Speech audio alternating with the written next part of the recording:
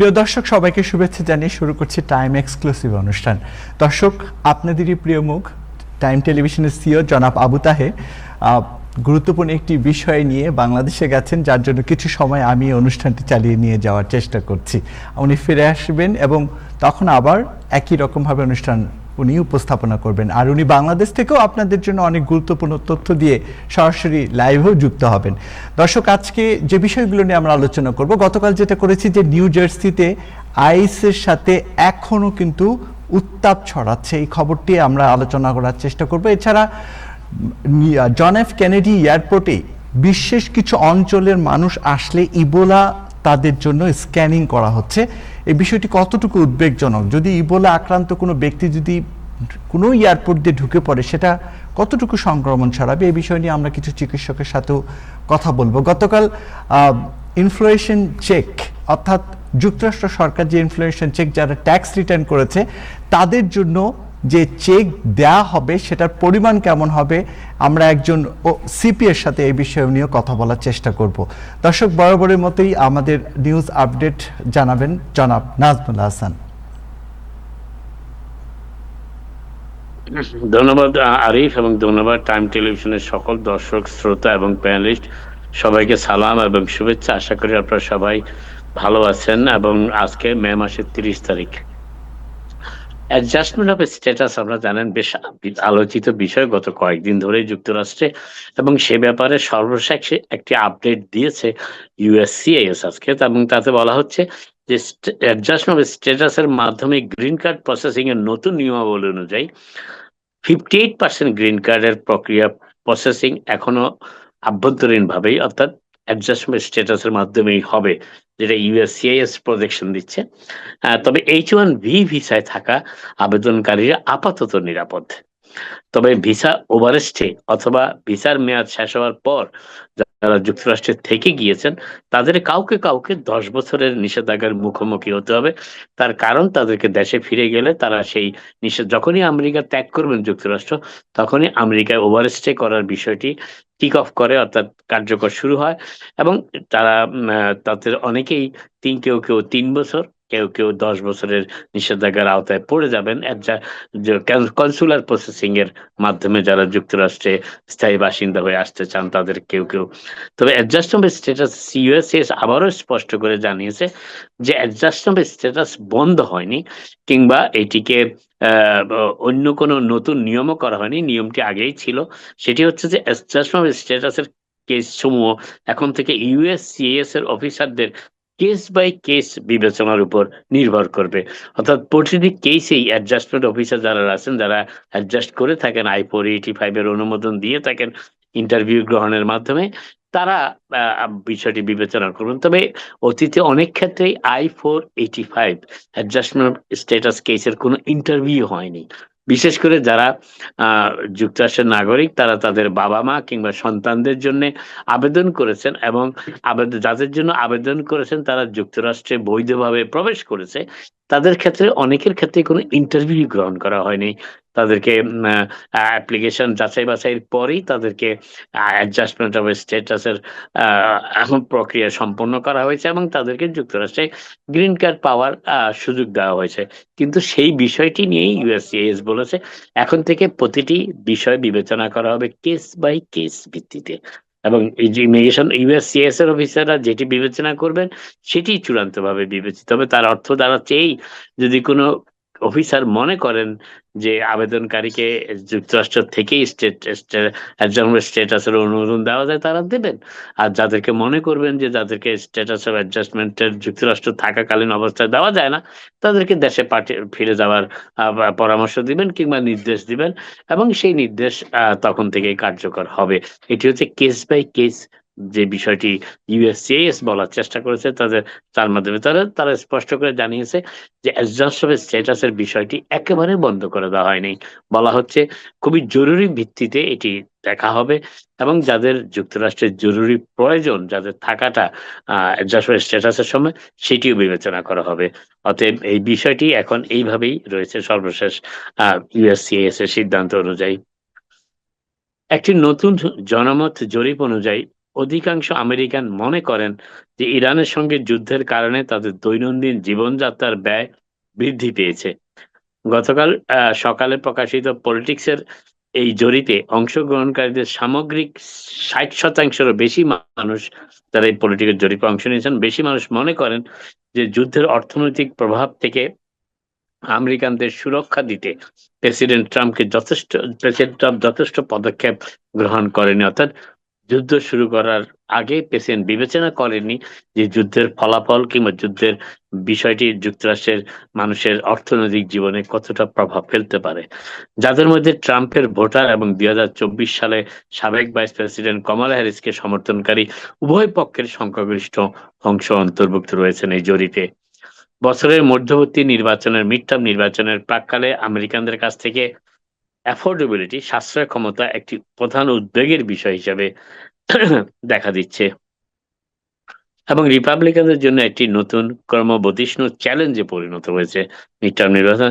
এই পলিটিক্স জরিপ অনুযায়ী উত্তরদাতাদের ৫৩% জানিয়েছেন যে জীবনযাত্রার ব্যয় বর্তমানে তাদের স্মৃতিতে সবচেয়ে খারাপ পর্যায়ে রয়েছে। অর্থাৎ যতটুকু এই জীবনযাত্রার ব্যয় সম্পর্কে তারা মনে করতে পারেন, ততটুকুই তাদের হিসাবে মনে হচ্ছে এটি সবসময় সবচেয়ে খারাপ সময়।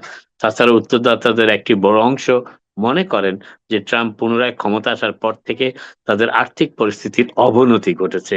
এটা ৫৩% মনে করেন, একটি বড় অংশ মনে করেন, ৫৩% নয়, একটি বড় অংশ মনে করেন আমেরিকানদের উপর চেপে বসা অর্থনৈতিক চাপগুলোর সাথে বৈশ্বিক সরবরাহ, অর্থাৎ বৈশ্বিক সাপ্লাই সিস্টেমের শৃঙ্খলায় যে বিঘ্ন সৃষ্টি হয়েছে তার একটা যোগসূত্র রয়েছে। এই বিঘ্ন মূলত সৃষ্টি হয়েছে বিশ্বের সাপ্লাই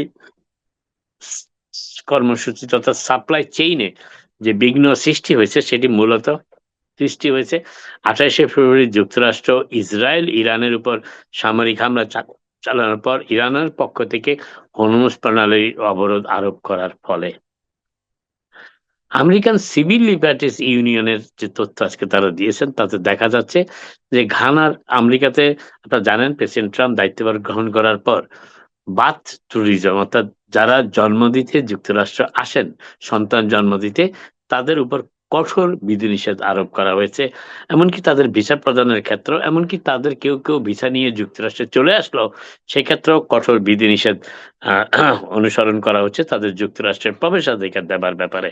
সেই অনুযায়ী একটি খবর আজকে এসেছে, আমেরিকান সিভিল লিবার্টিজ ইউনিয়ন এই খবরটি দিয়েছে। তারা বলেছে যে ঘানার এক অন্তঃসত্ত্বা নারী এবং তার ৪ বছর বয়সী ছেলেকে ওয়াশিংটন ডিসির এলাকার একটি বিমানবন্দরে ১ সপ্তাহেরও বেশি সময় ধরে আটক রাখা হয়েছে। আমেরিকান সিভিল লিবার্টিজ ইউনিয়ন জানিয়েছে যে ট্রাম্প প্রশাসনের চলমান ইমিগ্রেন্ট বিরোধী কঠোর অভিযানের মধ্যেই ১৯ মে বৈধ ট্যুরিস্ট ভিসা নিয়ে আনাবেলা গিয়াসি নামক এক মহিলা, ঘানার নাগরিক, ডালেস আন্তর্জাতিক বিমানবন্দরে এসে পৌঁছান। ঘানার মহিলা এসেছেন ডালেস আন্তর্জাতিক বিমানবন্দরে গত ১৯ মে। তার উদ্দেশ্য ছিল চিকিৎসার জন্য নিজের ছেলেকে যুক্তরাষ্ট্রে নিয়ে আসা। কিন্তু সেদিন থেকেই কাস্টমস অ্যান্ড বর্ডার প্রোটেকশন কর্তৃপক্ষ তাকে একটি কক্ষে আটক রেখেছে এবং এই বিষয়ে এটি হচ্ছে সর্বশেষ তথ্য। শিল্পীদের অর্থাৎ অংশগ্রহণকারী শিল্পীদের সরে দাঁড়ানোর পর যুক্তরাষ্ট্রের ৫০তম বার্ষিকী উপলক্ষে আয়োজিত গ্রেট আমেরিকান স্টেট ফেয়ারের মূল আকর্ষণ হতে চলেছেন প্রেসিডেন্ট ট্রাম্প স্বয়ং। আমেরিকার ২৫০তম বার্ষিকী উদযাপন উপলক্ষে আয়োজিত the great American state fair নামক আসন্ন অনুষ্ঠানটি বেশ কিছু বাধার সম্মুখীন হয়েছে।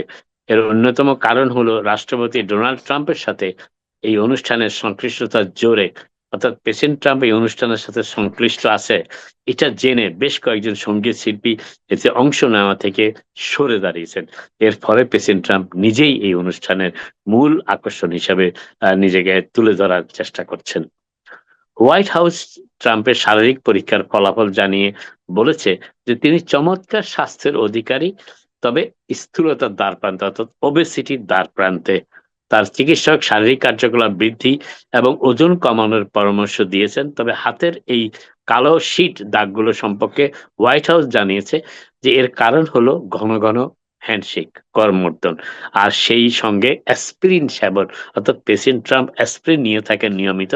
তার ফলে এটি তার হাতের যে কালো দাগ দেখা যাচ্ছে সেটি তারও একটি কারণ, এটিও তার চিকিৎসকরা বলেছেন আজকে। যুক্তরাষ্ট্রে সাপ্লিমেন্টাল নিউট্রিশন অ্যাসিস্ট্যান্স প্রোগ্রাম, যেটা স্ন্যাপ নামে পরিচিত, ফুড স্ট্যাম্প নামেও অনেকের কাছে পরিচিত, সেই খাদ্য সহায়তা গ্রহণকারী শিশুদের সংখ্যা 7 লক্ষেরও বেশি কমে গেছে। রিপাবলিকানদের প্রণীত কংগ্রেসে পাশ হওয়া রিকনসিলিয়েশন আইনের কারণে ব্যয়ের যে বোঝা স্থানান্তরিত হয়েছে, তার ফলে স্টেটগুলো এমন কিছু পদক্ষেপ গ্রহণ করতে বাধ্য হয়েছে যা স্ন্যাপ সহায়তা পাওয়ার ক্ষেত্রে যোগ্য ব্যক্তিদের, বিশেষ করে শিশু সহ পরিবারগুলোর জন্য পরিস্থিতিকে আরো কঠিন করে তুলেছে। স্ন্যাপের সহায়তা হারানোয় স্বল্প আয়ের পরিবারের শিশুদের জন্য WIC উইক এবং স্কুলে বিনামূল্যে খাবারের মতো অন্যান্য খাদ্য সহায়তা পাওয়ার যোগ্যতা অর্জন করাও এখন কঠিন হয়ে পড়েছে। আর এর ফলে শিশু ও সমাজের জন্য সৃষ্ট কর্মসূচির মাধ্যমে প্রাপ্ত ও স্বল্প ও দীর্ঘমেয়াদী স্বাস্থ্যগত, শিক্ষাগত এবং অর্থনৈতিক সুফল গুলো আজ অনেকটাই ঝুঁকির মুখে। যুক্তরাষ্ট্রে ফেডারেল কর্মকর্তাদের বিরুদ্ধে হুমকির জেরে আইস এজেন্টদের মাস্ক পরা নিষিদ্ধ করেছেন নিউ ইয়র্ক স্টেটের গভর্নর হুকুল। একটি বিলে তিনি স্বাক্ষর করেছেন আজ, এবং এই সিদ্ধান্তটি এমন এক সময় এলো যখন বিক্ষোভকারীদের একজন কেন্দ্রীয় এজেন্টও তাদের পরিবারের সদস্যদের হুমকি দেওয়ার দায়ে অভিযুক্ত হওয়ার মাত্র কয়েকদিন অতিবাহিত হয়েছে। এই পদক্ষেপটি ইতিমধ্যেই সমালোচকদের তীব্র বিরোধিতার মুখে পড়েছে। সমালোচকদের মতে আইসের কার্যক্রম ঘিরে উত্তেজনা যখন ক্রমশ বৃদ্ধি পাচ্ছে, ঠিক সেই মুহূর্তে কেন্দ্রীয় অভিবাসন কর্মকর্তাদের, ইমিগ্রেশন কর্মকর্তাদের আরো অধিক ঝুঁকির মুখে ঠেলে দেওয়া হয়েছে হকুলের এই সিদ্ধান্তটি।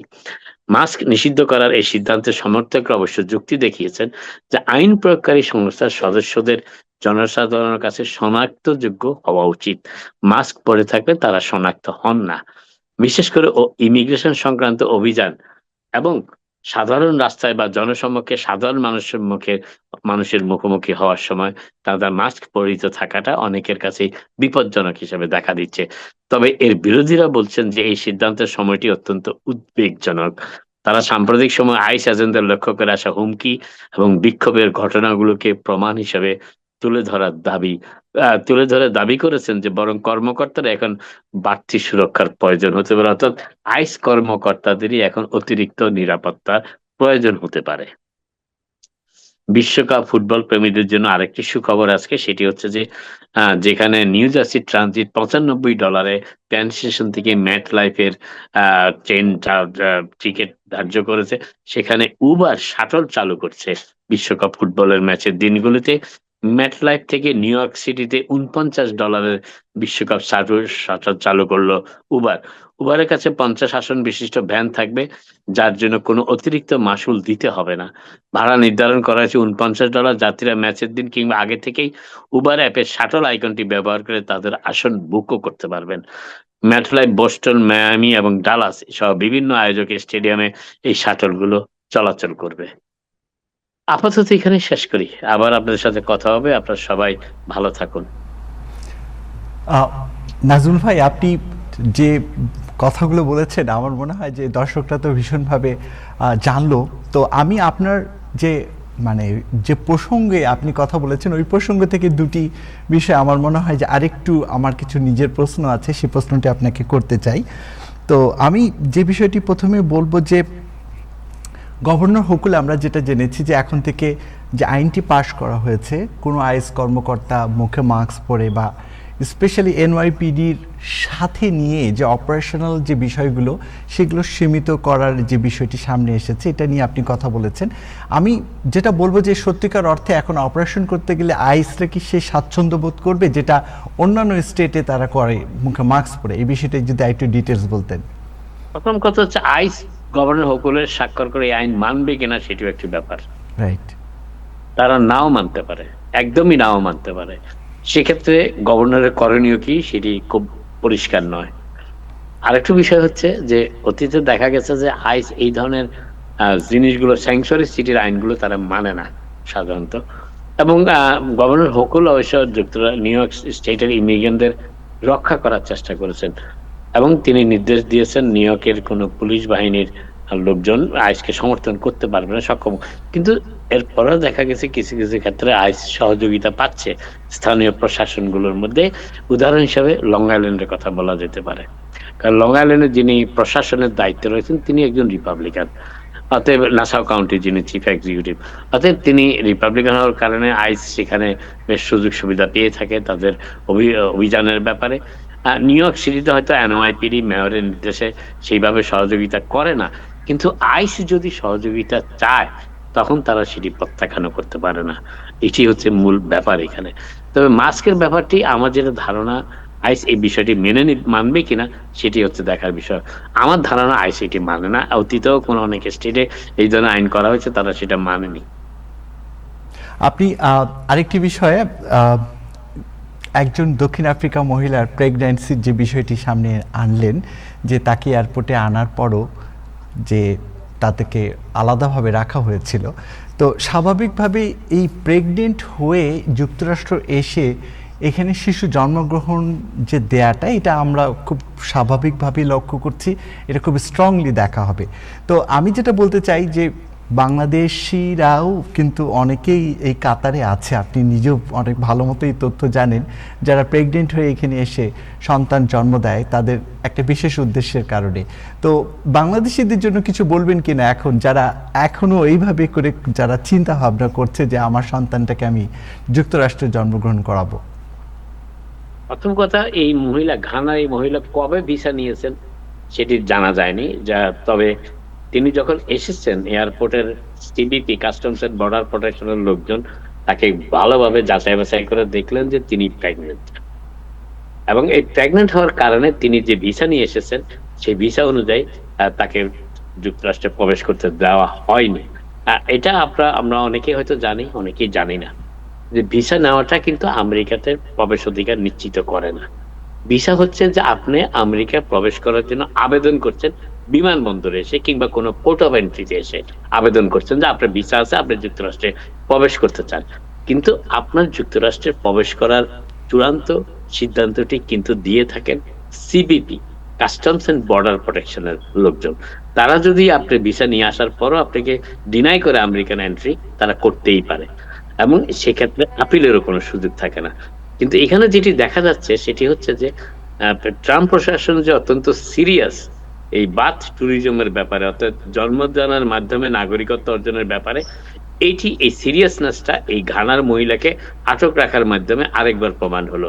অতএব এখন থেকে যারা ট্যুরিস্ট ভিসায় কিংবা অন্যান্য কোনো ভিসায় আসবেন, বিশেষ করে মহিলারা, তাদেরকে মহিলা সিবিপি অফিসার দ্বারা যাচাই বাছাই করা হবে এবং কবে ভিসা নিয়েছেন। যেমন ধরেন, আপনি যদি 5 মাস আগে ভিসা নিয়ে থাকেন এবং 5 মাস পরে প্রেগনেন্ট হন, তাহলে আপনি 5 মাসের পরে এটা ধরা পড়তেই পারে। অতএব এই ক্ষেত্রে প্রেগন্যান্সি টেস্ট দেওয়া হচ্ছে কিনা সেটা সিবিপি কিংবা ইউএসসিএস থেকে বলা হয়নি, তবে হতেও পারে ভবিষ্যতে ইমিডিয়েট প্রেগন্যান্সি টেস্টও দিতে পারে, এবং আপনি যদি প্রেগনেন্ট ধরা পড়েন টুরিস্ট ভিসা এসে, তখন আপনাকে এন্ট্রি নাও দিতে পারে। সেই বিষয়টি এই ইউএসসিএস এর এই মহিলাকে আটকের মাধ্যমে তা প্রমাণ হলো। তবে মহিলাকে শেষ পর্যন্ত এসিএলইউ, আমেরিকান সিভিল লিবার্টিজ ইউনিয়ন, জানায় নেই সর্বশেষ তো এই মহিলা ভিসা ক্যান্সেল করা, যেহেতু তার ভিসা ক্যান্সেল করা হয়েছে, তাকে আটক রাখা হয়েছে, অতএব তাকে এখন ডিপোর্টেশন প্রক্রিয়ায় ফেলে দেওয়া হয়েছে যতটুকু অনুমান করা যায়।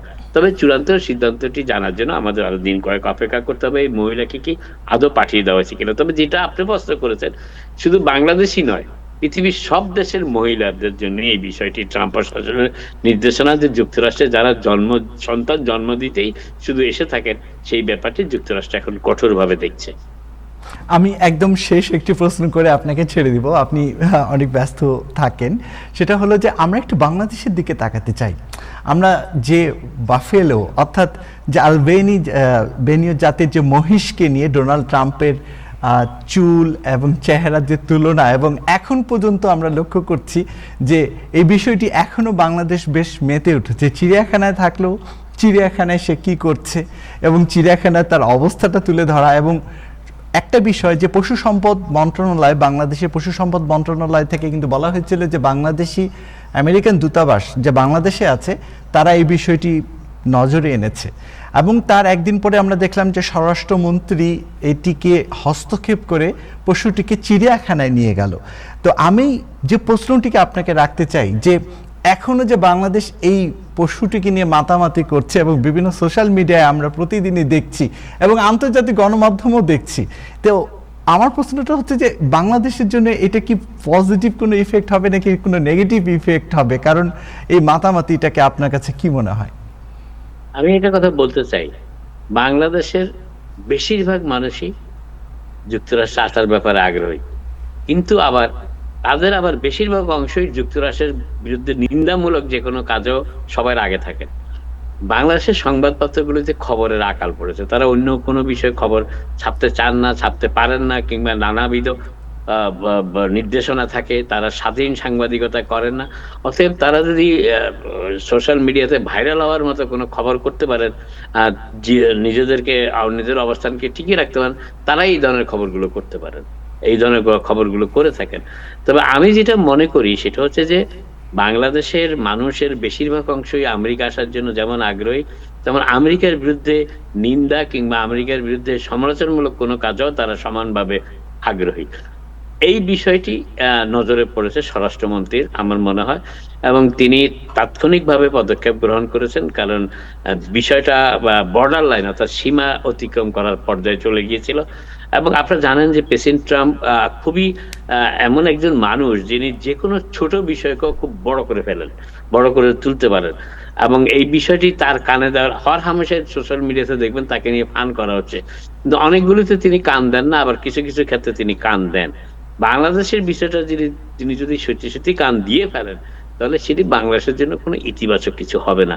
আমি আশা করি, এখনো মনে করি হয়তো তিনি এটা জানেন না, শুনেন না, কিংবা তাকে কেউ এই বিষয়ে এখনো অবগত করেও নেই। আর তবে বিষয়টা আমি মনে করি এটা বাংলাদেশে খবরের আকাল থেকে এই সাংবাদিকরা এই ধরনের বিষয়গুলো, বিশেষ করে আমেরিকার বিরুদ্ধে নিন্দামূলক কোনো কর্মকাণ্ডে বাংলাদেশের সাংবাদিকদের একটা অতি আগ্রহ অতীতেও আমি লক্ষ্য করেছি, এখনো করি, এবং এই জিনিসটা বাংলাদেশ আমেরিকা সম্পর্কের জন্য কোনোভাবেই শোভন নয়, ভালোও নয়। ধন্যবাদ আপনাকে। জনাব নাজমুল হাসান, আমরা গতকাল ইনফ্লেশন চেক নিয়ে কথা বলেছি, আজকে সিপিএস আরওয়ার চৌধুরী আছেন।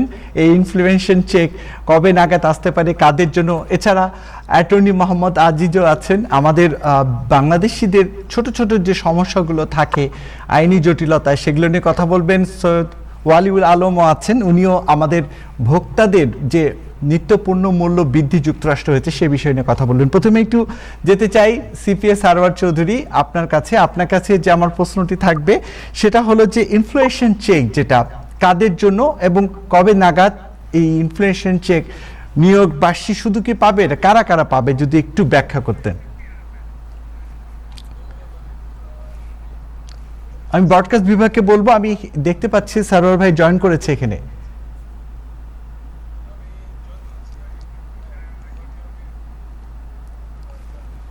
ইন করতে পেরেছেন? আপনার কথা শুনছি কিন্তু হ্যালো, আপনি আবার কেটে আবার নতুন করে ঢুকেন, আমরা এখানে কিছুটা ত্রুটির কারণে করতে পারছি না। আমরা চলে যাচ্ছি অ্যাটর্নি মোহাম্মদ আজিজ আপনার কাছে। আপনার কাছে আমার যে প্রশ্নটি থাকবে যে অনেক বাংলাদেশি যারা যুক্তরাষ্ট্র থাকে এবং অনেকে বিভিন্ন ধরনের অন্যায়ের শিকার হয়, সে অন্যায় সেটা তার সেই কর্মস্থল হতে পারে কিংবা যে কোনো ধরনের ছোট ছোট দুর্ঘটনা, বাসায় থাকা নিয়ে প্রবলেম হতে পারে, বিভিন্ন সমস্যার ক্ষেত্রে তারা কিন্তু অনেকেই আইনি সহায়তা পাওয়ার ব্যাপারে এক ধরনের সংকীর্ণতায় ভুগে। আমার মূল প্রশ্নটা হচ্ছে যে যে কোনো ধরনের সিচুয়েশনে কি আইনি সহযোগিতায় তাদের এগিয়ে আসা উচিত, নাকি এই সংকীর্ণতা নিয়ে, অর্থাৎ আমি আইনি ভাবে কারোর সাথে যদি জড়িয়ে যায় আমি নিজেও প্রবলেমে পড়তে পারি, এরকম কিন্তু অনেক ধরনের প্রশ্ন থাকে। তো আপনি সেই সব বাংলাদেশিদের জন্য কিছু বলবেন কিনা? ধন্যবাদ আপনাকে। টাইম টেলিভিশনের সম্মানিত দর্শক শ্রোতা ভাই বোনদেরকে আসসালামু আলাইকুম। আমরা যারা এই দেশে আসছি অথবা সমাজের বিভিন্ন ক্ষেত্রে আমরা বিভিন্নভাবে কাজকর্ম অথবা বিভিন্ন পেশায় যুক্ত আছি, কোনো সমস্যা হলে এদেশের সর্বপ্রথম যেটা আমরা করে থাকি অথবা করা দরকার সেটা হলো যে কি এটা যদি মানে আপনার অধিকারকে ইমিডিয়েটলি যদি ক্ষুণ্ণ করে থাকে, তাহলে আপনি যেটা করতে পারেন আপনাকে মানে প্রথম প্রথমত আপনি পুলিশকে কল দেবেন, 911 কল দেবেন। হয়তো আপনি কোনো দুর্ঘটনায় পড়লেন, অথবা আপনাকে কেউ হয়রানি করার চেষ্টা করলো, অথবা আপনি হয়তো কাজ করলেন একজনের ডেইলি বেসিস অথবা উইকলি বেসিস, আপনাকে আপনার যেটা মজুরি সেটা পে করলো না। আপনি আপনি অবশ্যই এক্ষেত্রে 911 কল দেবেন। অনেক সময় দেখা যায় পুলিশ যখন আসে তখন দুই পক্ষকে জিজ্ঞাসা করে, সেটা যদি ক্রিমিনাল কোনো ম্যাটার হয় তাহলে পুলিশ সেটা টেক ওভার করে। আর যদি ক্রিমিনাল পর্যায়ের যদি কোনো কিছু না হয়, তাহলে পুলিশ এখানে যেটা বলে থাকে সেটা হলো যে কি তোমরা কোর্টে যাও, আইনের মাধ্যমে সেটা করো। ল্যান্ডলর্ড টেনেন্টের ব্যাপারে যেটা আমরা প্রচুর মামলা এখানে দেখি, বিশেষ করে কুইন্সে, আপনার ব্রুকলিন, তারপর ব্রঙ্কস, মানে প্রত্যেকটা বড়তে কিন্তু প্রচুর বাংলাদেশি ভাই বোনদেরকে দেখা যায় কোর্টে। মানে এটা হলো যে কি কেউ ল্যান্ডলর্ড হিসেবে সেখানে গিয়েছে, কেউ টেনেন্ট হিসেবে সেখানে গিয়েছে। আপনার টেনেন্ট হিসেবে যদি আপনি কোনো ধরনের সমস্যায় পড়েন, তাহলে আহ, মানে সেখানে কিছু কিছু বিষয় আছে যেটা যেটা ইমিডিয়েটলি আপনার মানে ফিক্স করা দরকার।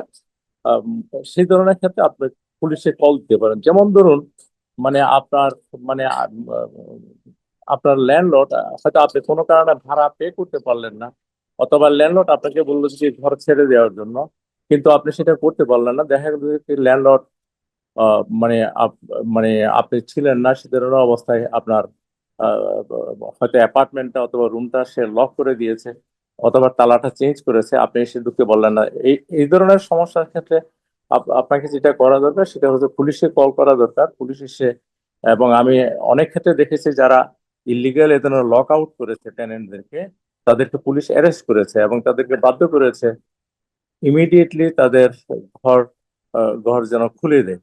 আহ, উম, আর আর সেটা যদি সে ধরনের ইমার্জেন্সি পর্যায়ে যদি না হয়, তাহলে আপনি ল্যান্ডলর্ড টেনেন্ট কোর্টে যেতে পারেন। যেমন হয়তো মানে আপনাকে বোদার করছে, অথবা আপনাকে হয়রানি করতেছে, তাহলে মানে সেসব ব্যাপারে আপনি ল্যান্ডলর্ডের ব্যাপারে যদি কোনো মামলা করতে চান, হয়তো আপনার ঘরের মধ্যে সমস্যা রয়েছে, রিপেয়ারের ব্যাপার রয়েছে, অথবা লিকিং রয়েছে, পানি লিক করতেছে, বা কোনো সিস্টেম ঠিক মতো কাজ কাজ করতেছে না, তাহলে এই ক্ষেত্রে আপনি ল্যান্ডলর্ড টেনেন্ট কোর্টে যাবেন। সেখানে বিভিন্ন ধরনের অ্যাকশন নেওয়া যায়। তবে আমি যে সমস্যাগুলির কথা বললাম, এই ধরনের ক্ষেত্রে যেটা করা হয় সেটা হলো যে এসপি অ্যাকশন, মানে ল্যান্ডলর্ডের বিরুদ্ধে আপনি অ্যাকশন নিতে পারেন। আহ, একইভাবে কোনো টেনেন্টও যদি আপনার কোনো ল্যান্ডলর্ডকে হয়রানি করে, হয়তো তার ভাড়া দিল না, ঘরে ভাঙচুর করলো, অথবা বিভিন্নভাবে মানে আপনার মানে ল্যান্ডলর্ডকে হয়রানির সম্মুখীন করলো, এক্ষেত্রে ল্যান্ডলর্ডও কোর্টে যেতে পারেন। ল্যান্ডলর্ড কোর্টে গিয়ে সেই টেনেন্টের বিরুদ্ধে প্রতিকার চাইতে পারেন। টেনেন্টের লিজ ক্যান্সেল করতে পারেন, এবং টেনেন্টকে তার বাসা থেকে উচ্ছেদ করার জন্য তিনি সেখানে মামলা করতে পারেন। এবং কেউ যদি ভাড়া পে না করে, তাহলে এক্ষেত্রেও কিন্তু ল্যান্ডলর্ড কোর্টে গিয়ে আপনার টেনেন্টের এগেইনস্টে মামলা করতে পারে। আমরা অনেক সময় দেখি আমাদের দেশের বিশেষ করে বাংলাদেশের কনটেক্সটে আমরা দেখি ভাড়া না দিলে মানে সেখানে আহ, খুব জোর জবরদস্তি করে তুলে দেওয়া হয়, অথবা মানে চলে যেতে বাধ্য করা হয়। আহ, মানে যার শক্তি সেই, সে টেনেন্ট হোক অথবা সে ল্যান্ডলর্ড হোক, সেই মানে পজিশনে থেকে যায়। আমেরিকার পরিস্থিতিটা কিন্তু ভিন্ন। এখানে একটা জিনিস খেয়াল রাখবেন, কোনোভাবে মানে বাই ফোর্স কোনো কিছু করা, অথবা মানে আপনার ভায়োলেন্সের দিকে যাওয়া, এটা সিরিয়াস। এবং এই ক্ষেত্রে কিন্তু তিনি ল্যান্ডলর্ড হন অথবা উনি টেনেন্ট হন, ওনারা কিন্তু অ্যারেস্ট হয়ে যেতে পারেন, যেটা ক্রিমিনাল আইনের পর্যায়ে চলে যায়, এবং এক্ষেত্রে ওনাদের রেকর্ড খারাপ হবে। কিন্তু এটা যদি সিভিল পর্যায়ে থাকে, হয়তো ভাড়া না দেয়া, রিপেয়ার না করা, অথবা এইসব বিষয়গুলির ক্ষেত্রে কোর্টে যদি মামলা করা হয়, তাহলে মানে কোর্ট থেকে সেগুলির প্রতিকার পাওয়া যায়। আপনার ল্যান্ডলর্ডকে তার তার ভাড়া যদি সে না পায়, তাহলে টেনেন্টের এগেইনস্টে এখানে জাজমেন্ট দেওয়া হয়, সেই জাজমেন্ট সে মানে বিভিন্নভাবে এনফোর্স করতে পারে এবং টেনেন্ট থেকে টাকা পয়সা আদায় করে নেওয়ার জন্য চেষ্টা করতে পারে। আপনি দুর্ঘটনার ব্যাপারে বলেছেন, এখানে কোনো ধরনের যদি কাজের ক্ষেত্রে হোক, রাস্তায় হোক, অথবা অনেকে কনস্ট্রাকশনের কাজ করেন, প্রচুর আমাদের বাংলাদেশি ভাই বোনেরা এখানে গাড়ি ঘোড়ার কাজ করেন, যে কোনো ধরনের কনস্ট্রাকশন, ফার্স্ট থিং ফার্স্ট আপনি মানে আপনাকে করা দরকার যে কোনো ধরনের মানে দুর্ঘটনার ক্ষেত্রে আপনাকে পুলিশকে কল দেওয়া দরকার, পুলিশ রিপোর্ট করা দরকার। এটা পরবর্তী পর্যায়ের মানে আপনার অধিকারকে প্রতিষ্ঠা করার জন্য সেটা সেটা আপনার করা দরকার। আর সেকেন্ড যেটা বিষয় সেটা হলো যে কি দুর্ঘটনা হলে অনেক সময় দেখা যায় যে বন্ধু বান্ধবদেরকে কল দেয় অথবা আত্মীয় স্বজনকে কল দেয়, অনেক সময় লয়ারকে কল দিয়ে বসে, কিন্তু যেটা জরুরি সেটা হলো যে কি আপনার যেটা মেডিকেল অ্যাটেনশন নেওয়া দরকার। 911 কল করলে সেক্ষেত্রে মেডিকেল, অ্যাম্বুলেন্স, ফায়ার সার্ভিস বা পুলিশ মানে অবস্থার পরিপ্রেক্ষিতে মানে যেগুলি যেসব ডিপার্টমেন্ট এক্ষেত্রে ইনভলভ তারা সবাই কিন্তু চলে আসে। আর আর বিশেষ করে চলে না আসলে ইমার্জেন্সি যদি হয় তাহলে মানে যেটা করা দরকার 911 কল দেওয়ার পরে আপনার মেডিকেল যেটা ট্রিটমেন্ট মানে সেই বিষয়টা করা দরকার। এবং পরবর্তী পর্যায়ে যদি আপনার এই ব্যাপারে যদি কোনো সিভিল অ্যাকশন হোক বা কম্পেনসেশনের জন্য কোনো অ্যাকশন হোক, ক্ষতিপূরণের জন্য কোনো অ্যাকশন হোক, এক্ষেত্রে আপনাদের যেটা করা দরকার সেটা হলো সব ধরনের মানে রিলেটেড বিষয়গুলো, পুলিশ রিপোর্ট, অ্যাম্বুলেন্স রিপোর্ট, অথবা আপনার ডাক্তারের রিপোর্ট, হসপিটালের রিলিজ, তাদের রিপোর্ট, সব কাগজপত্রগুলি আপনাদের সংরক্ষণ করা দরকার, যেগুলি নিয়ে আপনি আপনার যেটা আইনগত মানে প্রতিকার আপনি পাওয়ার অধিকার রাখেন সেই বিষয়গুলি আপনি প্রতিষ্ঠা করার ক্ষেত্রে আপনি চেষ্টা করতে পারেন। আপনার কাছে আরো দুটি প্রশ্ন আছে, তার আগে আমি একটু ওয়ালিউল আলমের কাছে যাব যে আপনার অ্যাটর্নি মোহাম্মদ আজিজ অনেক বিষয় নিয়ে কথা বলেছে, আপনার কোনো প্রশ্ন আছে কিনা? না, তিনি যথেষ্ট পরিষ্কারভাবে বলেছেন সবকিছু, টেনেন্টদের ক্ষেত্রে কিংবা যারা বাড়িওয়ালা বাড়ির মালিকদের কমানোদের ক্ষেত্রে, এবং আপনার অ্যাক্সিডেন্টের যে সুযোগগুলো যে বিষয়গুলো আছে। তো আমি যেটা জানতে চাচ্ছি যে ইমিডিয়েটলি যদি কেউ অ্যাক্সিডেন্টে ক্ষতিগ্রস্ত হয়, বা রাস্তায় হোক বা যে কোনো কনস্ট্রাকশনে হোক বা যে কোনো কর্মক্ষেত্রে হোক, তাহলে কি সাথে সাথে 911 কল করা কি ভালো কিনা, এটা মানে বেটার কিনা এটা? হ্যাঁ, আপনার আপনার এখানে যে কোনো ধরনের অ্যাক্সিডেন্টের ক্ষেত্রে মানে আপনার ফার্স্ট রিপোর্ট যেটা সেটা হলো যে কি আপনি 911 কল করা। 911 কল করলে সেটা যিনি ভিকটিম তিনিও করতে পারেন অথবা ওনার কোনো বন্ধু, এমনকি অনেক পথচারীও মানে এই ক্ষেত্রে মানে পুলিশকে 911 কল দেন। 911 অপারেটর যারা আছে ওনারা জানতে চান আসলে ঘটনাটা কি, এটা কি মোটর অ্যাক্সিডেন্ট, এটা কি মানে হয়তো হাঁটতে গিয়ে কোনো দুর্ঘটনা, অথবা এটা কি সিরিয়াস কিনা, অথবা এটা মানে মানে কম সিরিয়াস কিনা। আর এলাকা ভেদে মানে যে এলাকায় ঘটনাটা হচ্ছে সেখানকার কাছাকাছি যেসব মানে আপনার অ্যাম্বুলেন্স, ফায়ার সার্ভিস অথবা পুলিশ প্রেসিডেন্ট আছে তাদেরকে ইমিডিয়েটলি ইনফর্ম করা হয়। এবং দেখা যায় যে অনেক সময় 1 থেকে 2 মিনিটের মধ্যে কিন্তু এখানে বিভিন্ন সার্ভিসের লোকগুলি চলে আসে। এটা হলো যে ফার্স্ট স্টেপ নেওয়া, আপনি কোনো কিছু করার আগে এটা করবেন। আর এটা করার ক্ষেত্রে মানে এটা এটা করার ক্ষেত্রে কোনো ধরনের সমস্যা নেই। আপনি অনেক সময় আমরা এই ধরনের ক্লায়েন্ট পেয়েছি যে অ্যাক্সিডেন্ট করেছে কিন্তু দেখা গেল যে পুলিশ কল করা নাই। মানে সে চিন্তা করেছে যে যে এটা সিরিয়াস কোনো কিছু তো না, গাড়ি একটু ঘোষণা লাগছে, কিন্তু আসলে দেখা গেছে পরে উনি অসুস্থ হয়ে পড়েছেন, ওনার কোমরে ব্যথা শুরু হয়েছে অথবা উনি ঠিক মতো হাঁটাচলা করতে পারতেছেন না, গাড়িতে হয়তো জোরে ধাক্কা লাগার কারণে আপনার মানে যেটা ইনজুরি হয়েছে সেটা ভিতরে হয়েছে।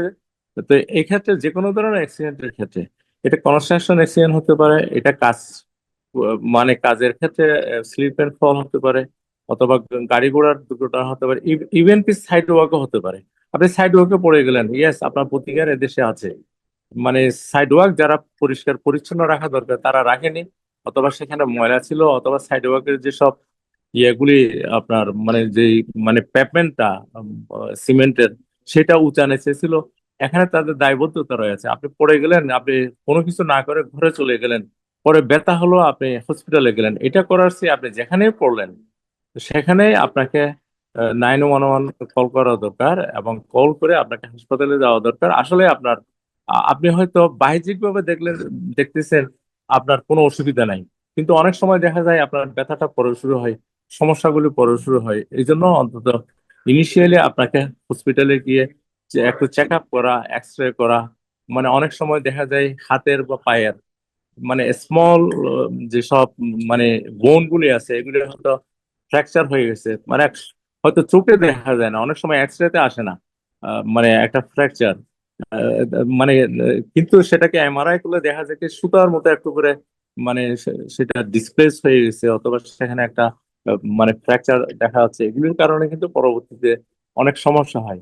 আর বিশেষ করে স্পাইনাল কর্ডে যদি পড়ে যান, মানে আঘাতের কারণে স্পাইনাল কর্ড বা এসব মানে সেন্সিটিভ যেসব বিষয়গুলি আছে, ওই ক্ষেত্রে যদি আপনাদের কোনো সমস্যা হয় তাহলে কিন্তু এটা ইমিডিয়েটলি হয়তো আপনি বুঝতে পারবেন না, মানে যেটা আপনার আস্তে আস্তে হবে, যে কারণে আপনি 911 কল করা মানে এটা আমরা যেটা অনেকে মনে করি যে পুলিশ কল দেয়, সেটা না।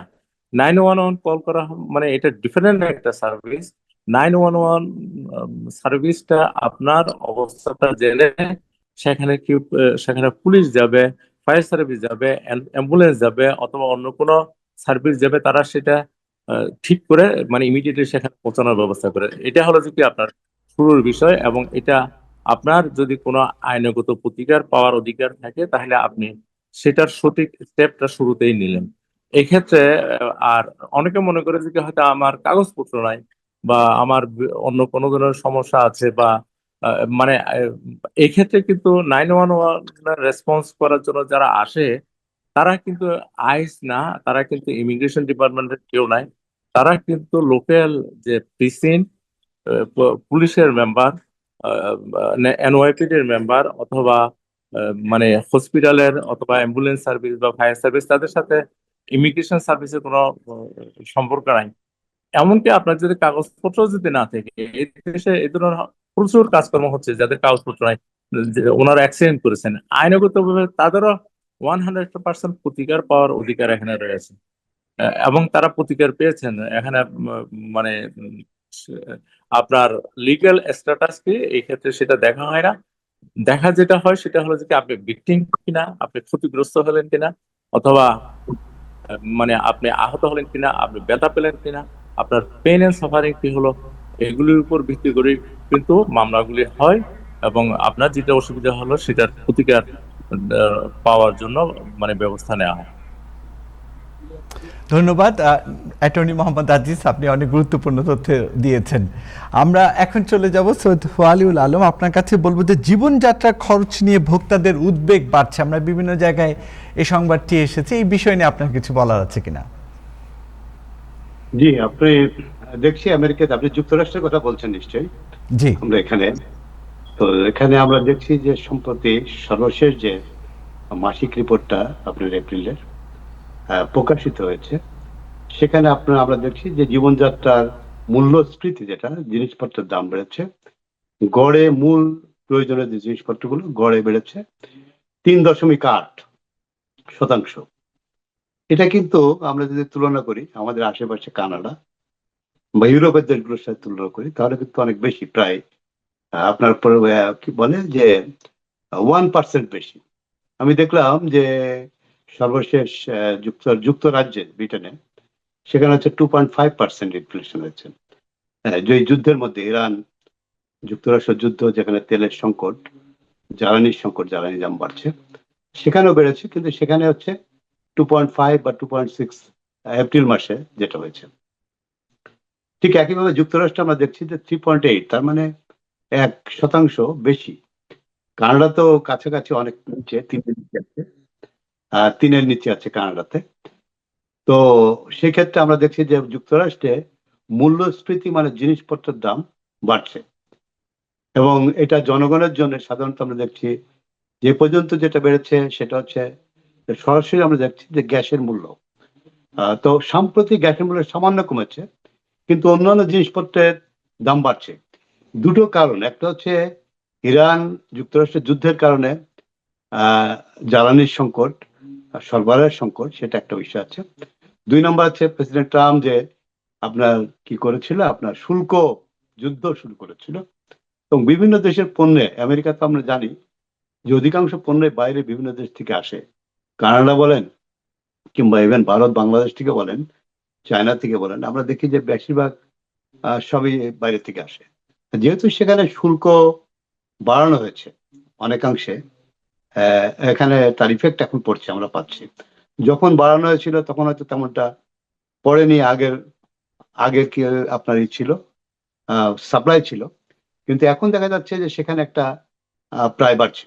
ইউরোপের তুলনায় বাড়ার অর্থ হচ্ছে যে ইউরোপে যখন 2.5 2.6 সেখানে 3.8, তার মানে শুধু জ্বালানির কারণে না, এই মূল্যস্ফীতি আপনার অন্যান্য কারণে ঘটছে আমেরিকাতে, এবং সেটা আমরা বলবো যে আমরা দেখছি যে ট্যারিফ যুদ্ধ বা ট্রাম্পের ট্যারিফ যেটা, সে কারণে।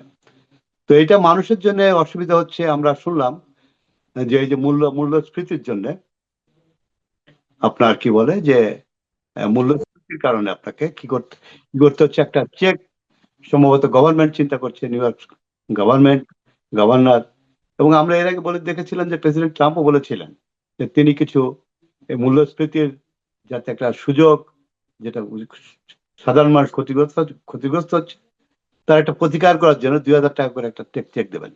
তো এখন পর্যন্ত আমরা দেখিনি যেমন কোনো ঘটনা ঘটেছে। তো সেই ক্ষেত্রে মানুষের কিন্তু এটা টানতে হচ্ছে, আমেরিকার সবারই ইনকাম লিমিটেড এবং আমরা ওই ইনকামের মধ্যে একটা চলার চেষ্টা করি, সুতরাং মানুষের কষ্ট হচ্ছে। এই পর্যন্তই। আলিউল আলম, আপনি আমাদের সঙ্গে থাকেন, আমরা আরো কিছু গুরুত্বপূর্ণ বিষয়ে কথা বলবো এবং এই প্যানেলে আপনার আরো কোনো প্রশ্ন থাকতে পারে সে বিষয়ে আপনি কথা বলতে পারেন। আমরা যাব ডাক্তার বর্ণালী হাসানের কাছে। আপনাকে ধন্যবাদ, আপনি আমাদের সাথে যুক্ত হয়েছেন। আমরা জন এফ কেনেডি এয়ারপোর্টে লক্ষ্য করেছি যে ইবোলা শনাক্তকরণের জন্য স্ক্যানার বসানো হয়েছে এবং নির্দিষ্ট কিছু দেশ থেকে যে কোনো যাত্রী আসলে তাদেরকে পরীক্ষা করা হচ্ছে। আমি আপনার কাছে যে আমার প্রশ্ন, সত্যি যদি ইবোলা আক্রান্ত কোনো ব্যক্তি ঢুকে পড়ে, স্ক্যানিং মেশিন যদি কোনোভাবে শনাক্ত করতে না পারে, বা এই যে সতর্কতা যদি ঢুকে পড়ে, এটা সংক্রমণ ক্ষেত্রে কীরকম ভয়াবহ রূপ ধারণ করতে পারে, বা এই বিষয়ে আপনার কিছু বলার আছে কিনা? আসসালামু আলাইকুম। টাইম টেলিভিশনকে এবং তার কর্তৃপক্ষকে ধন্যবাদ, বিশেষ করে আজকে আমাকে দাওয়াত দেওয়ার জন্য আরিফ ভাইকে ধন্যবাদ। তা আসলে আমরা না কোভিডটাকে দেখেছি সবাই। তো কোভিডের সময় আমাদের তো একটা ভয়াবহ রূপ ছিল, তো ইবোলা ভাইরাসটাতে এখন ভয়াবহ কতটা হবে এটা তো আশঙ্কা এখন থেকে করা হচ্ছে, সেই জন্যই তো আমাদের এই স্ক্রিনিং শুরু হয়েছে, রাইট? এটা বিশেষ করে 2-3টা দেশ থেকে ইবোলা ভাইরাসটা ছড়াতে পারে, সেটা হচ্ছে যে কঙ্গো একটা হচ্ছে সাউথ পূর্ব কঙ্গো আর কি, আর হচ্ছে যে উগান্ডা, পূর্ব কঙ্গো, আর হচ্ছে গণতান্ত্রিক সুদান এবং সাউথ সুদান। এই 3টা কান্ট্রি থেকে যারা জেএফকে তে ঢুকবে তাদেরকে স্ক্রিনিং করা হবে। তাছাড়াও যারা এই আরো 4টা, যেরকম নিউ ইয়র্কে জেএফকে ছাড়া আটলান্টা, তারপরে ওয়াশিংটন ডিসি আর হিউস্টন, এখানেও খুব দৃঢ়ভাবে তারা এই সংক্রমণ যেন না হয়, না ছড়ায়, সেজন্য স্ক্রিনিং চলছে। তো দেখা কতটা ভয়াবহ সেটা হচ্ছে যে এই যে পূর্ব কঙ্গো আর উগান্ডাতে যে ইবোলার এখন চলছে, যেটা 15ই মে পর্যন্ত 1000 লোক কিন্তু সংক্রমিত হয়ে গেছে এবং তাদের মধ্যে 220 জন মারা গেছে। তো ঘটনাটা এরকম যে এটা মানে মোর দেন 5:1 এর মোর বেশি আর কি। তো এটার ভয়াবহতা যদি ওরকম ছড়ায় তাহলে আমাদেরকে আগের থেকে এখন সাবধানে থাকা উচিত। সেটা আমরা যেরকম সাবধানতার জন্য আমি বলবো যে আমাদের উচিত প্রাইমারি কেয়ারের সাথে সবসময় যোগাযোগ রাখা, বিশেষ করে এখনকার তার ব্লাড ওয়ার্কটা জানা ভালো, ডায়াবেটিস কন্ট্রোল কিনা, হাইপারটেনশন, লিপিড, এগুলো ওষুধগুলো ঠিক মতো খাওয়া। আর আমাদের বয়স অনুযায়ী কিছু আমরা ভ্যাকসিন দিয়ে থাকি যেরকম, অথবা তাদের কোনো কঠিন ক্রনিক কেয়ার, ক্রনিক মানে হচ্ছে যে 6 মাসের বেশি যাদের অনেক একটা রোগ থাকে, ডায়াবেটিস অথবা হাইপারটেনশন, অ্যাজমা, ক্যান্সার, এই জাতীয় যারা আমরা আর্থ্রাইটিসে রোগের জন্য যারা আমরা স্টেরয়েড খাচ্ছি, তাদের আমাদের এই যে কি বলে সংক্রমণ হয়ে যাওয়াটার ক্ষমতাটা কমে যায়, বেড়ে যায় আর কি। নর্মাল মানুষের থেকে তাদের কিন্তু রোগ হওয়ার সম্ভাবনাটা বেশি থাকে। সেই জন্য ওই বয়স অনুযায়ী যে সমস্ত ভ্যাকসিন নেওয়া উচিত, যেমন flu vaccine, pneumonia vaccine, shingles vaccine, এই সমস্ত, তারপর hepatitis B, hepatitis A, HPV vaccine, যেগুলো যে বয়স অনুযায়ী আমার মনে হয় সেগুলা দিয়ে নিজেকে একটু কিছুটা রোগ প্রতিরোধ ক্ষমতা বাড়ানোর জন্য। তাছাড়া আমরা নিজেরা স্বাস্থ্যকর যেরকম খাদ্য খাওয়া, তারপরে অ্যান্টিঅক্সিডেন্ট সংযুক্ত খাবার যেমন টমেটোতে পাওয়া যায়, গ্রিন টিতে, তারপরে এরকম শাকসবজি সহ এই স্বাস্থ্যকর খাওয়া খাওয়া, ব্যায়াম করা, এইগুলো এর সাথে সাথে ইম্পর্টেন্ট। এবং যারা আমাদের ওজন বেশি তাদেরকেও উচিত যে আমরা কিছুটা ওজন কমানোর জন্য শাকসবজির পরিমাণ বেশি করা, হ্যাঁ, আর ভাত অথবা কার্বোহাইড্রেটের পরিমাণটা একটু কমানো, বা পরিমাণ মতো খাবার, যে ক্যালোরি ডেফিসিট করে যেটা খাওয়া। আমাদের অফিসে আমরা এটা করে থাকি, যে ক্যালোরি ডেফিসিটটাকে চিন্তা করে তাদের ওজনটাকে অতি সহজেই আমরা 2-1 মাসের মধ্যে 20 থেকে 30 পাউন্ড কমানো সাহায্য করে থাকি। তো এইটুকুই বলার জন্য আজকে আসা। ধন্যবাদ আমাকে আমাকে আনার জন্য। আর যারা আমার সাথে আজকে প্যানেল আছেন সবাইকে আমার সালাম এবং শ্রদ্ধা জানাচ্ছি, এবং সবাইকে আমাদের অফিসেও সাদর অভ্যর্থনা জানাবো। আমার হাজবেন্ডও ডেন্টিস্ট, আমি মেডিকেল ডাক্তার, জ্যাকসনাইট, জামাইকা, সানিসাইডে 3 জায়গায় আমাদের অফিস। তো সবাইকে আপনার ধন্যবাদ, এবং সুস্থ থাকার চেষ্টা করবো আমরা ইনশাল্লাহ। Thank you. হ্যাঁ, ধন্যবাদ আপনাকে। আমরা অনেকক্ষণ ধরে সারোয়ার ভাইয়ের সাথে কানেকশন করার চেষ্টা করছি। সারোয়ার ভাই, একটি খবর আমরা গতকাল এরই মধ্যে সংবাদটি এসেছে যে ইনফ্লেশন চেক, এই চেকটা খুব স্বাভাবিকভাবে খুব দ্রুত পেতে যাচ্ছে যারা বলা হচ্ছে নিয়োগবাসী। এবং এই নিয়োগবাসীর শব্দের পাশাপাশি আমি যে কথাটি বলতে চাই যে যারা যারা এখনও নাগরিকত্ব পায়নি, গ্রিন কার্ডও পায়নি, কিন্তু বছরের পর বছর ট্যাক্স দিয়ে যাচ্ছে, তারাও কি ইনফ্লেশন চেকের আওতায় থাকবে কিনা, আর এটা পরিমাণই বা কত, এই বিষয়ে যদি দর্শকদেরকে জানাতেন। ধন্যবাদ আরিফ এবং প্যানেলের গণ্যমান্য ব্যক্তিরা যারা আছেন, আর বিশেষ করে ওয়ালিউল ভাই যেটা বললেন যে মুদ্রাস্ফীতি বেড়ে গেছে। আসলে প্রত্যেকটা জিনিসের দাম বেড়ে গেছে। আমরা দেখতে পাচ্ছি কোন জায়গায় কোন একটা ছোটখাটো জিনিস যেগুলো আমরা $1 পেতাম, এখন সেটা আমাদের নিতে হচ্ছে প্রায় $1.50।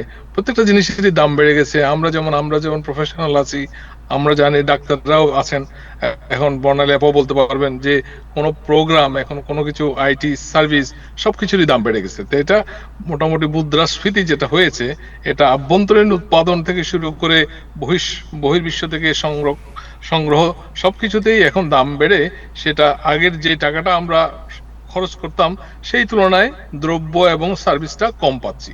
এনিওয়ে, সেই সূত্র ধরে যেটা বলতে চাই, অনেকদিন ধরেই এখন এই মুদ্রাস্ফীতি ইনফ্লেশন চেক, এটা নিয়ে কথা হচ্ছে, আমাদের কমিউনিটির মধ্যে কথা হচ্ছে, পুরা কমিউনিটি বলে কথা নেই, নিউ ইয়র্ক স্টেটের ইনফ্লেশন চেকটা আমি বলবো যে এখন 2 ধরনের ইনফ্লেশন চেক এটা আমরা আলোচনা করতে পারি। একটা হচ্ছে স্টেট স্পন্সর্ড, আর একটা হচ্ছে ফেডারেলের ব্যাপারটা এখনো কিন্তু এটা ট্রাম্প বলেছিলেন যে এইভাবে জিনিসটা হবে, আমরা $2,000, $5,000, বিভিন্ন সময় বিভিন্ন ধরনের কথা, এটা সাধারণত ফেসবুক এবং অন্যান্য সামাজিক যোগাযোগ মাধ্যমে প্রচার হয়েছিল, কিন্তু এখন পর্যন্ত এটা স্থায়ী কোনো কিছু হয় নাই। শোনা যাচ্ছে যে এখন যে ট্রাম্পের যে ট্যারিফ চেক যেটাকে বলা হয়, সেই ট্যারিফ চেকটা এখন যে যারা যারা ট্যারিফ দিয়েছে তাদেরকে ফেরত দেওয়ার একটা চিন্তা ভাবনা চলছে, কিন্তু এটার জন্য একটা প্রসেস শুরু হয়েছে আমার মনে হয়। এবং কিন্তু আমার কথা হচ্ছে যে ট্যারিফটা তো যারা ইম্পোর্ট করেছে তারা দেয় নাই, তারা দিয়েছে, পে করেছে, কিন্তু বাস্তবিক ক্ষেত্রে জনগণ, আমরা যারা সাধারণ ভোক্তা, আমরাই তো পয়সাটা দিয়েছি। বা মনে করেন যে চায়না থেকে একটা জিনিস আনলো, ট্যারিফ দিল না, 100% ট্যারিফ হলো, সেই ট্যারিফটা যে ইম্পোর্টার সে পে করেছে, কিন্তু আলটিমেটলি জনগণ হিসেবে আমরা যারা ভোক্তা, আমরাই সেই জিনিসটা আমরা তাদেরকে দিয়েছি।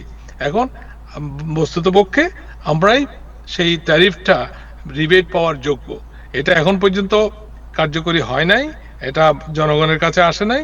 তবে নিউ ইয়র্ক স্টেট অগ্রগামী হয়ে একটা রিবেট চেক দিয়েছে, যারা 2023 সালে যারা ট্যাক্স ফাইল করেছেন এবং যাদের ইনকাম $75,000 থেকে $150,000 পর্যন্ত ছিল, তারা $150 থেকে $150 থেকে $400 পর্যন্ত চেক অনেকেই পেয়ে গেছেন।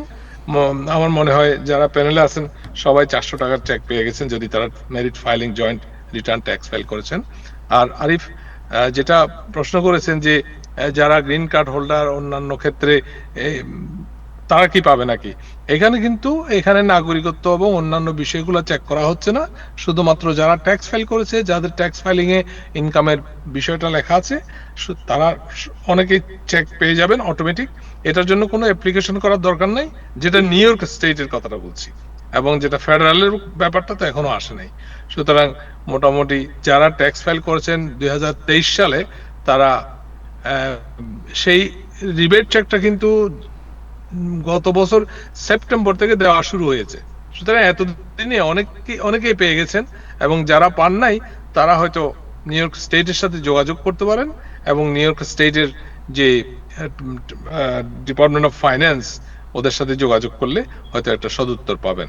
কারণ অনলাইনে অ্যাপ্লাই করার কোনো ব্যবস্থা নাই, সুতরাং একমাত্র তাদেরকে কল দিয়ে জানতে হবে যে সিচুয়েশনটা কি, আমার তো ট্যাক্স ছিল এবং আমার নামে কোনো চেক ইস্যু হয়েছে না। আরেকটা জিনিস যেটা হচ্ছে, এখন কিন্তু অনেকেই আবার কিছু কিছু চেক পাচ্ছেন, সেটা হচ্ছে যে আনক্লেইমড প্রপার্টি। নিউ ইয়র্ক স্টেটে অনেক আনক্লেইমড প্রপার্টি রয়ে গেছে, সেই জন্য তারা কিন্তু ওখান থেকে কিছু কিছু চেক পাঠাচ্ছে। এটাও কিন্তু অনেকেই অ্যাপ্লাই করে নাই, কিন্তু তারা মনে করেন আপনার একটা ব্যবসা আছে, আপনার কিছু চেক ছিল, যেটা পেরোল চেক বলেন, ট্যাক্স চেক বলেন, সেটা হয়তো আপনি ইয়ে করেন নাই, আপনি ক্যাশ করেন নাই, সেই চেকগুলোও কিন্তু নিউ ইয়র্ক স্টেট ফেরত পাঠাচ্ছে। তো মোটামুটি এইটাই ছিল আমার আজকের 2 সেন্টস। তো আপনারা যদি কোনো প্রশ্ন থাকে করতে পারেন, আর আমি উপভোগ করছি আপনাদের এই আলোচনা। অনেক ধন্যবাদ। অলিল ভাই, আপনার কোনো প্রশ্ন আছে? একটা ছোট্ট প্রশ্ন, তিনি তো পরিষ্কার করে বলেছেন সবার কাছে, সবাই বুঝতে পারছেন। তিনি বলেছেন 75 থেকে 150,000 পর্যন্ত, তার মানে উপরে হয়তো পাবে না, কিন্তু নিচে যারা আছে তাদেরকে কি বাদ দেওয়া হচ্ছে? না, নিচে পাবে, হ্যাঁ নিচে পাবে। এবং মানে 75টা আমি এই জন্য বললাম যে সিঙ্গেল পার্সন যদি 75 হয়, তাহলে কিন্তু 75টা হচ্ছে তার ছাদ, তার সিলিংটা হচ্ছে 75, তার উপরে যদি হয় আস্তে আস্তে এটাকে ফেজ আউট হয়ে যায়। হ্যাঁ, জয়েন্টের জন্য বলে 75 দুজনে নাকি? জয়েন্ট, জি না, জয়েন্টের জন্য আরো ডাবল, আচ্ছা 150। Syed Waliul Alam, new York state মোটামুটি নিউ ইয়র্ক স্টেট অগ্রগামী হয়ে এটা দিয়েছেন। আমার মনে হয় যদি ফেডারেল দেয়, তাহলে আমাদের ক্ষুদ্র কি বলবো, যারা লো ইনকাম পার্সন, তাদের জন্য এটা একটা ভালো খবর। আরেকটা জিনিস যেটা আপনারা হয়তো মনে রাখতে পারেন, যদিও এটা ইনফ্লেশন চেক না, এটা হচ্ছে ট্রাম্প আইআরএ বলে একটা অ্যাকাউন্ট চালু হয়েছে, যেটাতে আপনি 1,000 টাকা জমা রাখলে সেটা হয়তো ট্রাম্প আরো 1,000 টাকা দিয়ে এটাকে 2,000 টাকা করছে। এতদিন পর্যন্ত আমরা যেটা শুনে আসছিলাম, এটা ছিল শুধুমাত্র যারা নবজাত, যারা 25-এ জন্ম হয়েছে, এবং সেই 25 থেকে তারা 18 বছর হওয়া পর্যন্ত তারা $1,000 করে মাতা পিতা ট্যাক্স ফ্রি ইনকাম জমা রাখতে পারতো, এবং 18 বছরের পরে ইচ্ছা করলে বাচ্চার জন্য সে টাকাগুলো তুলে তারা কলেজ ইউনিভার্সিটিতে যখন যায় তখন সেই টাকাটা ব্যবহার করতে পারতো। এখন কিন্তু সেই প্রোগ্রামটা আগামী 2027 থেকে আমার মনে হয় এটা সবার জন্য ওপেন করে দিচ্ছে। বিশেষ করে সবার জন্য মানে যাদের আইআরএ এবং 401k প্ল্যানের অন্তর্ভুক্ত নয়, তারা নতুন এই ট্রাম্প আইআরএতে অংশগ্রহণ করতে পারবে। ওখানেও ঠিকই 1,000 টাকা ট্রাম্প ভর্তুকি দেবে, ট্রাম্প দিবে 1,000 টাকা, আর $1,000 আপনি দিবেন $1,000। এটাও একটা সুন্দর একটা প্রোগ্রাম চলে আসছে বলে মনে হচ্ছে। যাদের নিজস্ব যারা মনে করেন যে ক্ষুদ্র ব্যবসায়ী, অথবা যারা ইন্ডিপেন্ডেন্ট কনসালটেন্ট, গিগ ওয়ার্কার, তারা তো কোনো 401k প্ল্যানের আওতায় পড়ে না, তখন তারা নিজেরা উদ্যোগী হয়ে এই জিনিসটা করতে পারবে। বিশেষ করে যারা মনে করেন যে 30,000 32,000 37,000 টাকা পর্যন্ত ইনকাম করে, তারা 70,000 টাকা পর্যন্ত ইনকাম করে তারা এই প্রোগ্রামে অংশগ্রহণ করতে পারবে। এখানে একটা ছোট্ট কোশ্চেন, যে এটা কতদিন ধরে চালাতে হবে? আমি 1,000 টাকা প্রতি মাসে দিলাম, ট্রাম্প না, প্রতি মাসে না, বছরে। প্রতি বছরে 1,000 টাকা জমা রাখলে জি জি জি জি কত বছর পর্যন্ত আমি চালাই গেলে? আমি 59.5 হওয়া পর্যন্ত আপনি দিতে পারবেন। তবে এখানে যেটা প্রোগ্রামে যেটা লেখা আছে যে আপনি 1,000 টাকা সিড মানি দিলে গভর্নমেন্ট 1,000 টাকা সিড মানি দেবে, বাকি পরেরটা বোধহয় আপনার নিজের চালাই যেতে হবে। এটা এখনো কমপ্লিট হয় নাই, আইআরএস এর সাথে এখন কথাবার্তা হচ্ছে। এগুলা প্রোগ্রামটা চালু হলে 2027 থেকে এটা কার্যকরী হওয়ার সম্ভাবনা আছে। এটা প্রপোজাল আকারে আছে এখনো। তবে ট্রাম্প চাইল্ড যেটা ট্রাম্প কি বলে এটাকে, ওই যে বাচ্চাদের জন্য যেটা দিয়েছে সেটা কিন্তু এই বছর চালু হয়ে গেছে। আপনি বাচ্চাদের জন্য আপনি 1,000 টাকা জমা দিলে, $1,000 যদি জমা দেন, গভর্নমেন্ট থেকে $1,000 আপনার অ্যাকাউন্টে, বাচ্চার অ্যাকাউন্টে জমা দেওয়া হবে। এরপরে আপনি 1,000 করে প্রতি 18 বছর পর্যন্ত বাচ্চার জন্য জমা রাখতে পারবেন। সেটা সাধারণত মনে করেন যে এডুকেশন প্রোগ্রাম যেটা আছে 529 যে এডুকেশন প্রোগ্রাম, তার সাথে এটাও চালু থাকতে পারবে আর কি। শিক্ষার ব্যয় কমানোর জন্য এটা একটা উদ্যোগ বলা যেতে পারে। তাহলে তো আমরা বলতেই পারি ডোনাল্ড ট্রাম্প প্রশাসন অনেক ইতিবাচক খবরই আপনার কাছ থেকে আমরা পেলাম। না, প্রত্যেকটা গভর্নমেন্টই চায় যে তাদের জনগোষ্ঠী, শুধুমাত্র তো যুদ্ধ বিগ্রহ করে তো একটা দেশ বাঁচতে পারে না। এখানকার লোকাল জনগণের যে আশা আকাঙ্ক্ষা, তাদের যে চাওয়া পাওয়া, তারা কিভাবে সুন্দর জীবন যাপন করতে পারবে, প্রত্যেকটা গভর্নমেন্টই চায়। এটা ট্রাম্প প্রশাসন হোক, ডেমোক্রেট, রিপাবলিকান, সবারই তো একটা আশা। তো দেখা যাক, আমাদের এখন তো একটা সময় পার করছি যেটা বিশ্ব চারিদিকে একটা ঝঞ্ঝার মধ্যে দিয়ে যাচ্ছে, যুদ্ধ বিগ্রহের মধ্যে দিয়ে যাচ্ছে, ইনফ্লেশনের মধ্যে দিয়ে যাচ্ছে। তো আশা করছি যদি এই জিনিসগুলো যদি থেমে যায়, পৃথিবীটা আবার ভালো হয়ে উঠবে। তো একটা গান আছে নাকি, পৃথিবী আবার শান্ত হবে, এই আর কি। কিন্তু সেক্ষেত্রে তো আমাদের প্রেসিডেন্ট বলছেন বারবার যে এটা হচ্ছে আমেরিকার নিরাপত্তার জন্যই, আলটিমেটলি আমেরিকার জনগণের জন্যই। যে যদি মানে তারা দাবি করছে, আমার কথা যে জনগণের স্বার্থেই, আমেরিকার স্বার্থেই আমরা এই যুদ্ধ করতে বাধ্য হচ্ছি, এরকম একটা ধারণা কিন্তু এখন ওয়ালিউর ভাই, যুদ্ধটা এখন জনগণের ব্রেনটা কারা চালাচ্ছে সেটা বোধহয় আমরা বুঝতে পারি না। সেই ব্রেনটা কোথা থেকে আসছে, জনগণকে কারা সেই ভিতরের সুতাটা কার হাতে, এখন পর্যন্ত আমরা বলতে পারবো না। এটা কি এই পলিটিশিয়ানদের হাতে, নাকি তার পলিটিশিয়ানদের উপরে আরো একটা বিরাট একটা ইয়ে আছে, কি বলে এটাকে, একটা কোটরি আছে, ওখান থেকে এই সমস্ত জিনিসগুলো আসে, বুঝলেন না? মানুষ তো শান্তি চায়। আপনি যদি চান, আপনি যদি এখন বলেন আমেরিকাতে যদি একটা সার্ভে করেন, কত % মানুষ এই যে যুদ্ধটা চাচ্ছে, ইরানের যুদ্ধটা চাচ্ছে অথবা ইউক্রেনের যুদ্ধটা চাচ্ছে, সেটা কিন্তু এই প্রতিফলনটা কিন্তু অনেক সময়, যদিও জনগণ যেটা চাইবে না, কিন্তু যারা দেশ চালাচ্ছে ওখান থেকে একটা গ্রুপ হয়তো বলবে যে জনগণের জন্য আমরা করছি। এখানেই পলিটিক্স। আপনাদের অনেক অনেক ধন্যবাদ। আমরাও সময় শেষ হয়ে গেছে। সারোয়ার ভাই, সৈয়দ ওয়ালিউল আলম, আপনারা যারা এখন পর্যন্ত ছিলেন, বর্ণালী হাসান থেকে শুরু করে সবাইকে শুভেচ্ছা জানিয়ে আজ এই পর্যন্তই আমরা অনুষ্ঠান শেষ করতে যাচ্ছি। আপনাদেরকে ধন্যবাদ, দর্শকদের প্রতি ধন্যবাদ, সালাম। ধন্যবাদ দর্শক, আজ এই পর্যন্তই টাইম এক্সক্লুসিভ। সবাই ভালো থাকুন, সুস্থ থাকুন, টাইম টেলিভিশনের সঙ্গে থাকুন। আল্লাহ হাফেজ।